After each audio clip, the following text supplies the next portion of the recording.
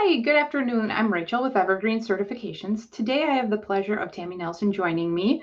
Today we're going to be talking about the Certified Sex Therapy Informed Professional Certification. Tammy, if you want to briefly introduce yourself to our audience, and then we'll hop right into questions. Yeah, thank you, Rachel. I'm thrilled to be here. I'm Dr. Tammy Nelson. I'm a certified sex and couples therapist. I'm the director of the Integrative Sex Therapy Institute. And I've created several courses with Evergreen, including the Sex Therapy Informed Professional course, which we're going to talk about, and the Integrative Relationship Therapy course. I'm the author of 6 books. One of them is Integrative Sex and Couples Therapy, which is applicable for this. And you guys can find probably the books and more about me at drtammynelson.com. And we're going to give you lots of links to find out more information. Awesome. Well, Tammy, I can tell this is a hot topic because as we do these question and answers with our advisors, we ask that customers send us questions, and we had so many come in for this. So I'm so excited. Before we kind of hop into our customer questions, I want to start with you giving us a little bit of an overview of what people will learn through obtaining this sex therapy informed certification through the course, and kind of what makes it unique and different in the field of sex and couples therapy. Yeah, so sex therapy informed professional means that you will have the tools and techniques to work with people around sexual issues that are present perhaps in your everyday sessions, whether you work with individuals or couples of all genders and orientations. So things like desire discrepancy or sexual dysfunction or relationship issues, even things like infidelity, what I call betrayal trauma. So it touches on a lot of those issues, and you should leave there with really a toolbox full of interventions and strategies. And I think the overarching message of the course and of the way that I teach is that if you're going to work with people, you should know how to talk about sex. You should at least have an exposure to what do I say if someone brings up sex, and should I bring it up, and how do I bring it up?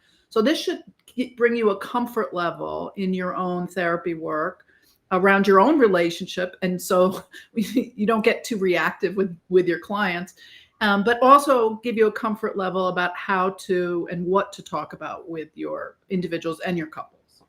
Great. I do want to point out to all those listening throughout the live, you'll see on the bottom a link to additional information on the certification.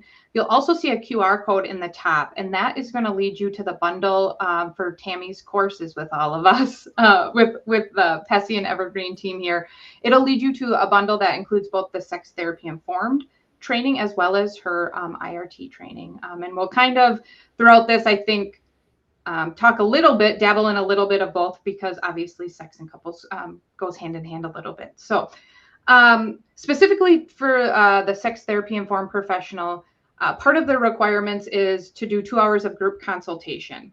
Mm-hmm. So kind of talk our listeners through what they're going to learn in those sessions, what they're going to discover in those sessions, and why we think it's a good idea to have that as part of that certification standard.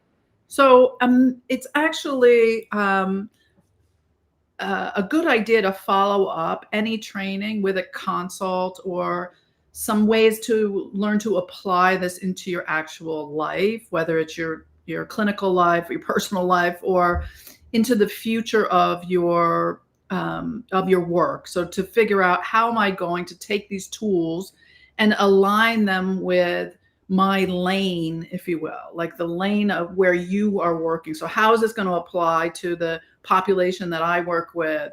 How is this going to apply to like trauma informed clients? Or how am I going to apply this if I work with veterans, or if I work with open relationships? So really, consultation is absolutely necessary, because it's a way to come together after you've taken all the modules, after you've passed the quizzes and the things that you need to do for the academic side, after you've watched me on all the videos and you're tired of listening to me.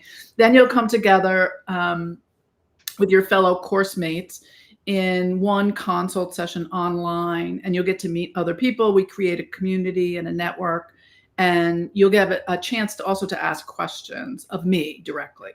Yeah, I'm so excited. I see through the live some people are scanning that QR code. One thing that's really exciting about these course bundles too is that consultation piece you're talking about. That price is wrapped right into the bundle of the training and certification. And so it's and the dates are right there for you to pick a session to sign up. So you kind of go through with that cohort model a little bit, which ease for the participants, right? I like that you pointed out the thought about getting to hear other questions, because inevitably you're probably not going to come across every type of case in your workload right when consultation is happening. So I think there is something to be said about that group, hearing other examples and being able to apply it to past clients or having it in your tool bank for future clients. Mm-hmm. We also require that after 2 years certified, people maintain their certification by taking continuing education.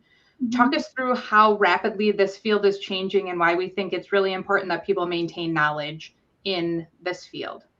I think to guarantee our clients that we are contemporary and up to date with what's really happening in the world, not just the field of psychotherapy and sex therapy, but that we understand sort of modern relationships and what the narratives are in the world, and that, you know, the treatment methodologies are so advanced now, and we are learning so much because we're on the sort of the precipice, the edge of empowering our clients to work through trauma, work through sexual abuse and violence, but also their interpersonal relationship skills that we can help with. I think we've never been called at a more important time to be able to help people with their relationship skills. So whether it's your personal relationship, your narrative with your own sexuality, or with a partner or partners,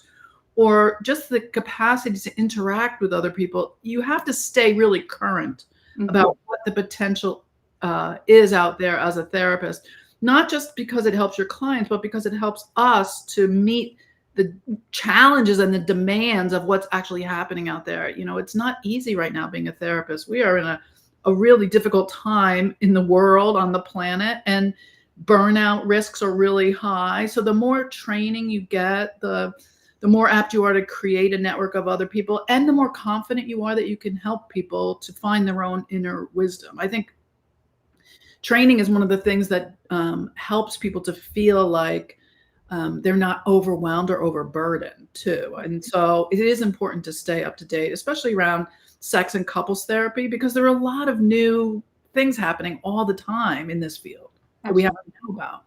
Yeah. So we got a handful of questions related to assessment, diagnostic, things like that, the tools you use. And I just really, again, want to point people back to those bundles where you really go in depth into your assessment tools, your diagnostic tools. You provide resources in those trainings where people can access those things.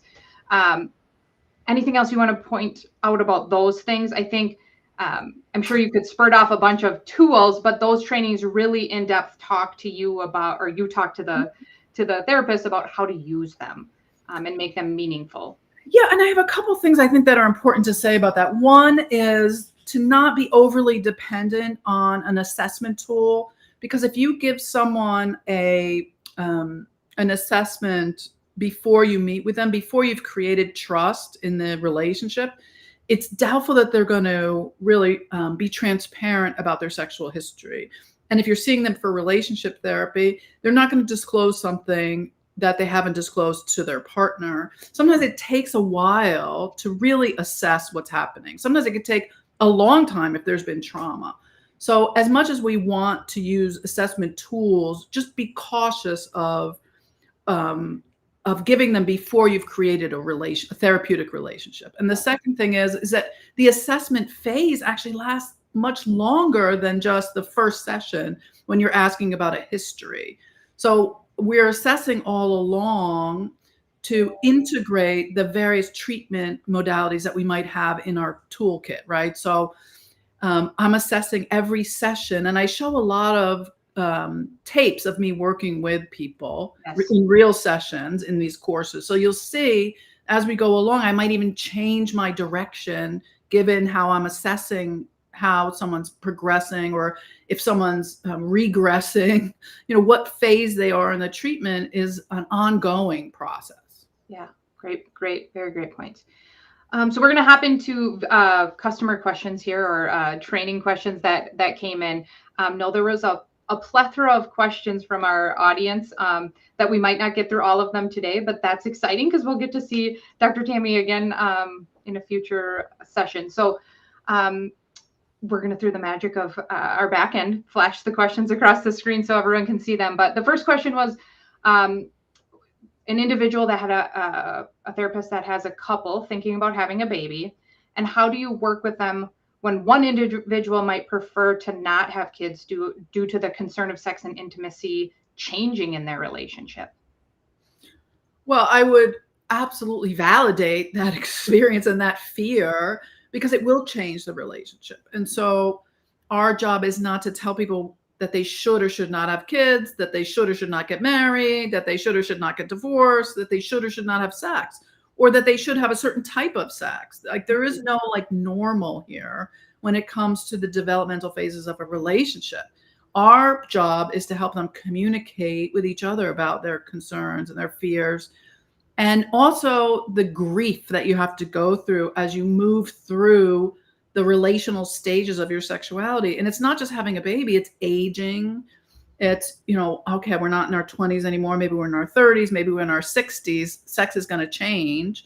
And so how do you help people to maybe grieve the vision that they had of how they thought their sexual relationship was going to be, and then create a new vision together with their partner of what they want going forward? So I would want to know, again, this goes back to assessment. I would want to know, where did they get this idea that sex was going to fall off a cliff after having a baby, which it can for a little while. I'm just warning you. But it doesn't last that way forever. So we can give people limited information or specific suggestions, but more intensive therapy comes when people really are exploring a vision of all of those phases of development and what sex could look like. Awesome.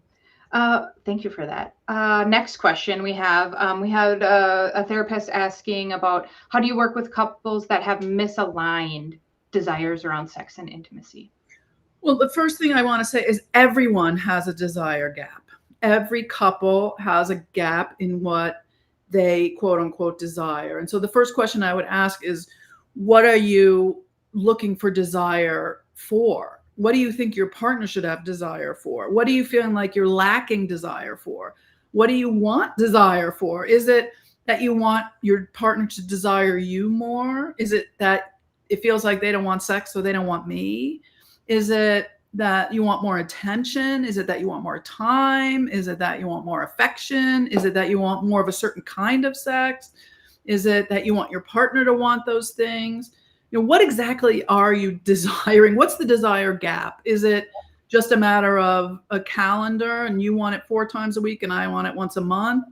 And can we look at it, instead of a performance, look at it from a pleasure perspective? So if you have a pleasure gap instead of a desire gap, how can we make the person with the experience of less pleasure, how can we make it more pleasurable for them? So what do you need to make this a better party? Because you're going to want to go if it's more fun and more pleasurable. Yep. We're going to go more often. So what can we do for that experience around pleasure instead of lack of something? The follow there was a follow-up to or a secondary question to that was, do you recommend working on that individually with each partner, or as a couple, or both? I mean, again, it goes back to assessment. So there's 3 areas. One is the anatomical or the medical area. One is the relational area, and one is the pleasure area. So we have to know, what is this really about? Is it that sex is painful? Is it that you're on medication? Is it that you just had a baby? Is it that you're in menopause? Is it that you've just had a trauma in your life, an illness, COVID, what's happening physically? And then if there's stuff going on in the relationship, which there always is, Relationally, is it that there's a big pile of resentment in the middle of the bed that's hard to climb over? Is it, what's happening in the relationship? And that you can work on that individually, but couples therapy is always important. But it's important to have good training in couples therapy. Otherwise, you can feel overwhelmed very quickly. Yes. And that's obviously why we're here. And then the third part is the pleasure part, which we touched on a little bit. Yep, definitely. I think we have one more question that we will have time to get to here. So how would you help couples or start the discussion around couples with difficulty grappling with big decisions? For example, moving, having a baby, and they have differing perspectives on that. Mm-hmm. Well, this goes to my integrative relationship therapy course, which is where I teach people how to pull in all different kinds of types of relationship therapy. And the benefit of that, not to just do a sales job for that course, but the benefit of that is that all of these big decisions, all of these big developmental milestones in a relationship are going to bring up our own issues from our past, from our childhood, what we bring into our relationship, why we chose our partner, all the issues around partner selection, and all of our central nervous system regulation issues. So in other words, how do these things make one partner feel and how do they make the other partner feel? And those reactions are going to trigger the other partner. So just knowing that in and of itself is a standard operating procedure. There's nothing wrong with your relationship. You don't have to trade each other in for someone else. Like these conflicts are meant to bring to the surface the different ways that you deal with conflict. And so it's not so much the conflict in and of itself. It's not the moving or having a baby. It's how you deal with those differing perspectives, how you have that conversation, how you have that communication. Which one is the pursuer, which one is the distancer, which one is the minimizer, which one is the maximizer, which one needs more sex for comfort, which one is avoiding talking about the conversation. Those are the things you work on in the session. We are not the privileged person in the room that has all the answers for everyone. What we can do for people is help them find their inner wisdom in their relationship. What's going to work for them and how can they talk about it together? Because it's going to be different for everybody, right? There's no one size fits all. Absolutely. Okay, so I think we have time for one more. So let's hop into one more. So we had a question that said, can Dr. Nelson clarify the mirror concept in mirror, validate, and emphasize? Should one say the exact thing back to a partner or paraphrase? Mm-hmm. So the mirror, validate, empathize comes from imago relationship therapy. It comes from the dialogue exercises where you teach partners to listen. It's a sender and receiver dialogical process. So it's active listening. So knowing your couples the way you know them, some people really need to hear back exactly what they said to feel like you're really with me, you're really getting me, and you're not talking about yourself. You're not reinterpreting what I'm saying. So if I'm like, I'm so grateful you're here, and you mirror back, so you're so grateful that I showed up because I'm always the one that makes the appointment.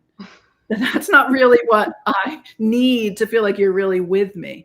But you may be able to say, so you really appreciate that I'm here. It may not have to be exact, but you as the therapist need to understand how people are receiving that information. That it's not about parroting, it's about being present for the other person and really going to their side of the bridge and putting our own triggered feelings behind us and saying, oh, I'm really getting you right now. So how do you help a couple feel like I'm really hearing you and I'm really getting you? And yes, it's corny and stilted and uncomfortable, and it's not how we normally talk to each other. And at the same time, it can feel magical because I don't have to be reactive. I don't have to go, I always make the appointment. I can hold on to my stuff and just talk about your feelings in that moment. It buys me some time and it gets us out of that cycle that I was just talking about, the communication traps that we've been in. Yeah. So, I mean, the worst that can happen is you try it, people don't like it, and they start, improvising a bit, and you see if it works. Yep. Back to the concept of everyone reacts differently to things, right? Mm-hmm. Well, Tammy, I appreciate your time today. We did not get through nearly all of the questions, which, like I said, for our audience and our future viewers, watch for another Q&A with Tammy coming up in the future where we can get to more customer questions. Tammy, other than the link, the URL at the bottom, and the QR code that links to the course, where can our viewers find information on you and what you're doing? Yeah, you can go to drtammynelson.com. So it's drtammynelson.com. I'm happy to connect with you if you want to email me through that. And I'm happy to answer any questions about the courses and consultation, anything that's coming up for you that wasn't answered on today's Facebook Live. And also, I really do encourage people to take these courses because you can transfer them into other sex therapy certifications. So you can keep going in this world. If you're thinking, well, what am I going to do after this? I already took this. There's many paths to certifications and for greater education, which, like I said before, we all need to continue our training. Absolutely. Well, we thank you so much for your time today, Tammy. And